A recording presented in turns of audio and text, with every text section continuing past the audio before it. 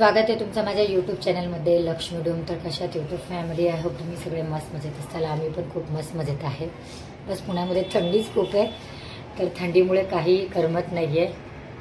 6 वाजले संध्याकाळची, अजून थंडी काय जात नाही आहे. सगळ्यांची तब्येत खराब आहे घरामध्ये. मला पण कोल्ड अँड कफ आहे, सासूबाईंना पण कोल्ड अँड कफ आहे, श्रेयसला, संतोषला, भावाला, सगळ्यांना बरं नाही आहे. आता आम्ही जिथं जातो आहे आमच्या जुन्या घरी, तिथं ह्याच्यापेक्षा डबल थंडी आहे.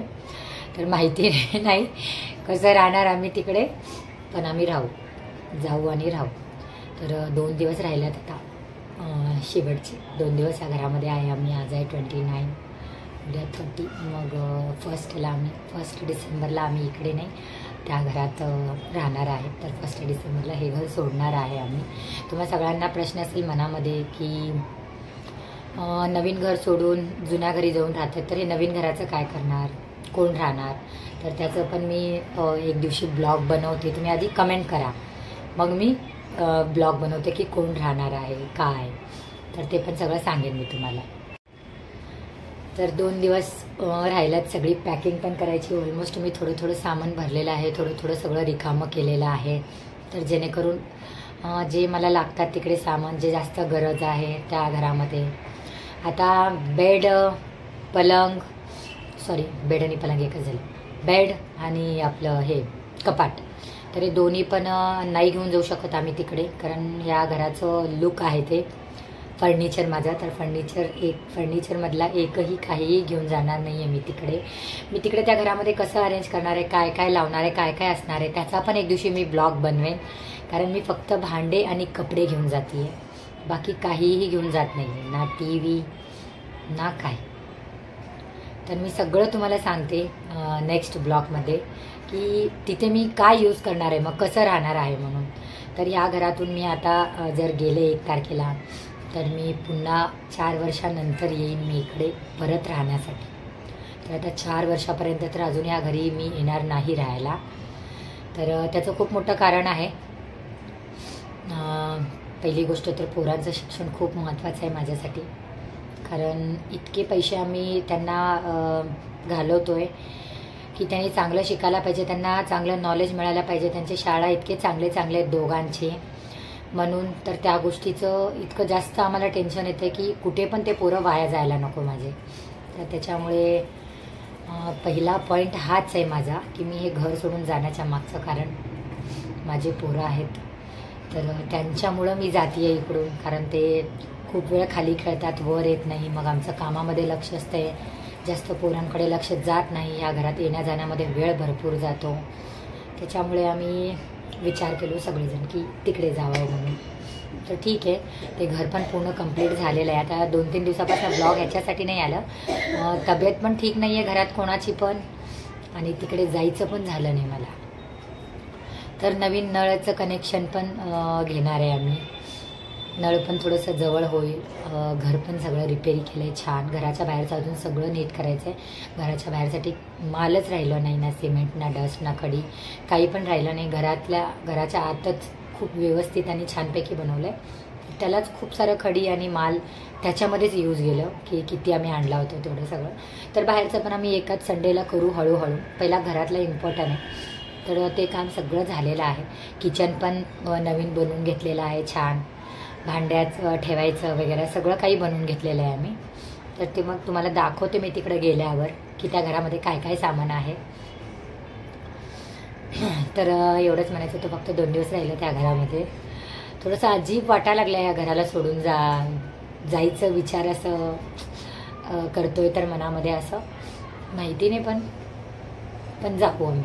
हे घर तर आमचंच आहे, आम्ही येणारच परत या घरामध्ये, काही प्रश्न नाही आहे.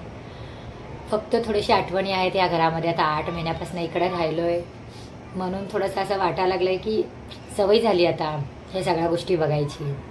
म्हणून इकडे 11-12 वाजेपर्यंत जागत बसतो. तिकडे एवढ्या वेळ नाही जागू शकत आम्ही, कारण 9 वाजता तिकडे सगळे घराच्या बाहेरचे झोपून जातात. इकडे कसं फ्लॅट असल्यामुळे लाईट जोवर चालू आहे तोवर रात्र होत नाही. तर जेव्हा लाईट बंद होईल, झोपा आता रात्र झाली आहे म्हणल्यावरच सगळे झोपतात. तर तिकडे आजूबाजूला पण कोणी बोलायला नसतं आहे आणि सगळ्यांचे लाईट ऑफ असतात. तर आम्ही सगळे मग झोपूनच जातो लवकर 10 वाजता म्हणून. तर सगळं मी वरचं किचनमधलं वरचं पोटमाळा पण रिकामा केलेला आहे आणि सगळं सामान मी इकडे ठेवलं आहे बेडरूममध्ये, कारण धूळ वगैरे बसू नये.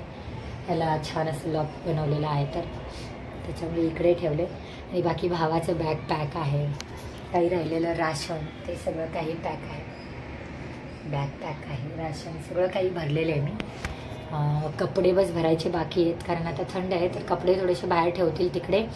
तर जर कपडे खूप जास्त थंड पडतील म्हणून अजून कपडे काही घेऊन गेलेले नाही आहेत. पण बाकी थोडे थोडे भांडे डब्बे वगैरे ड्रम अशा वस्तू गेलेल्या आहेत, थोडे थोडे घेऊन गेले मी. आणि ते जे आतलं जे बनवलं आहे सिमेंटचं त्याला थोडंसं वाळायला वेळ लागतं आहे, कारण आता थंडीचा मोसम आहे तर ऊन जास्त पडत नाही आहे तर सिमेंट लवकर घट्ट होत नाही. तर थोडंसं ओलं आहे. मागच्या वेळेस पण आम्ही मागच्या वेळेस पण जेव्हा आम्ही त्या घरात येत होतो नवीन राहायला तेव्हा असंच गडबड केलो, कालच्या दिवशी बनवलो आणि एक दिवस सोडून दुसऱ्या दिवशी लगेच राहायला आलो तर सगळं फुटून गेलं ते सामान आणून ठेवोस तर उचलोस तर. म्हणून ह्यावेळेस इतकं खर्च केलं आहे तर थोडंसं 2-3 दिवस त्याला सोडून मग आम्ही तिथे एंट्री करावं, त्याच्यामुळे वेट करतो आहे. तर 2-3 दिवसापासून माझ्याकडे कंटेंट पण नव्हतं काय की मी काय बनवू काय सांगू म्हणून. ॲक्च्युली मी ठरवलं होतं की त्या घरात शिफ्टच झाले हेच मला ब्लॉग बनवायचा होता, पण अजून वेळच आहे त्याला, अजून 2 दिवस आहेत. आज 29-30 मग 1 तारखेला तिकडे जाऊ आम्ही. तर 1 तारखेला ब्लॉग येईलच माझा तिकडे जाण्याचा. तर बस एवढं सांगायचं होतं तुम्हाला की 2 दिवस राहिला तर काय ह्या घरामध्ये. सगळे खूप मिस करायला लागलेत. काल भाऊ पण असंच म्हणत होता बोलता बोलता, दीदी तू नळाला खूप मिस करशील, 24 तास पाणी आहे इकडे म्हणून. कारण त्या घरात 24 तास पाणी नाही आहे. त्या घरात सकाळी 1-2 तास पाणी येत आहे, संध्याकाळी 1 तास असं पाणी येत आहे. म्हणून तिथे कंटिन्यू पाणी नसतं, नळ नाही आहे तिथे, आपल्याला स्वतःला भरावं लागतं. तर ठीक आहे काय नाही प्रॉब्लेम. 10 वर्ष मी तिथे राहिले, 10 वर्ष मी असेच तिथे सगळं काही करत राहिलेलं आहे तर मला काही जड जाणार नाही आहे. आणि आपलं घर ते आपलं घरच असते, जुनं ते सोनं. त्याच्यामुळे हे पण छान आहे घर, ते पण छान आहे घर. एवढीच की तिकडे थंडी भरपूर आहे. तर मी तुम्हाला गेल्यानंतर तिकडे ब्लॉगमध्ये दाखवते किती थंडी असते तिकडे भरपूर. सकाळी कुणी उठून बाहेरच येत नाही, सगळे घरातलेच कामं करत असतात. आणि शक्यतो मी पण जास्त बाहेर येत नाही. मी उठून आधी आता पहिला मी उठून आंघोळ वगैरे करून मग सगळे कामं करून घ्यायचे. पण आता इतकी थंडी आहे तर आता आंघोळ करून कामं करणं तर पॉसिबलच नाही आहे. तर आधी सगळे कामं करून घेते, मग शेवटला आंघोळ करते, मग निघते. सगळ्यात इम्पॉर्टंट गोष्ट म्हणजे माझं काम जवळ होतं तिकडून. तर त्या घरापासून फक्त 5 मिनिटात मी माझ्या कामाला पोहोचू शकते. कारण सकाळची इतकी थंडी असते, इतक्या थंडीमध्ये श्रेयाला घेऊन मला गाडीवरनं श्रेयाला शाळेला सोडून मग कामाला जावं लागतं. तर खूप थंडी वाजते मला पण आणि तिला पण. स्वेटर सॉक्स सगळं घालून सुद्धा थंडी वाजतेच. तर श्रेयाला पण खूप जवळ होईल शाळा तर ती वॉक करत जाऊ शकेल. तर त्याला गाडीची पण गरज नाही की गाडीवर थंडी वाजेल म्हणून. ती वॉक करत 5 मिनिटात ती तिच्या शाळेला पोचते आणि 5 मिनिटात मी माझ्या कामाला पोचतो. आणि तिकडे असले की एक गोष्ट वेगळी असते, घर जवळ असते, पोरं आपल्याला दिसतात, काही पण इमर्जन्सी आलं की जाऊन येऊन असं करू शकते मी. हे घर लांब असल्यामुळे इकडे काय होतं आहे काय नाही मला काहीही कळत नव्हतं इतक्या दिवसापासून. तर जेव्हा मी घरी येत होते तेव्हाच मग सांगत होते असं झालं तसं झालं, तेव्हा मला समजत होतं. तर चला ब्लॉग खूप मोठं करत नाही मी, बस एवढं शेअर करायचं होतं मला की 2 दिवस राहिलेत फक्त, मग आम्ही तिकडे शिफ्ट होऊ. तर चला ब्लॉग कसा वाटला कमेंटमध्ये सांगा. आणि कमेंटमध्ये विचारा तुम्ही लोक मला की का जात आहे, काय रिझन, कसं. तुम्ही काय विचारत नाही यार, माझे यूट्यूब फॅमिली काही कमेंटच करत नाही मला बिलकुल पण. तर चला भेटू पुन्हा एक नवीन ब्लॉगमध्ये. बाय.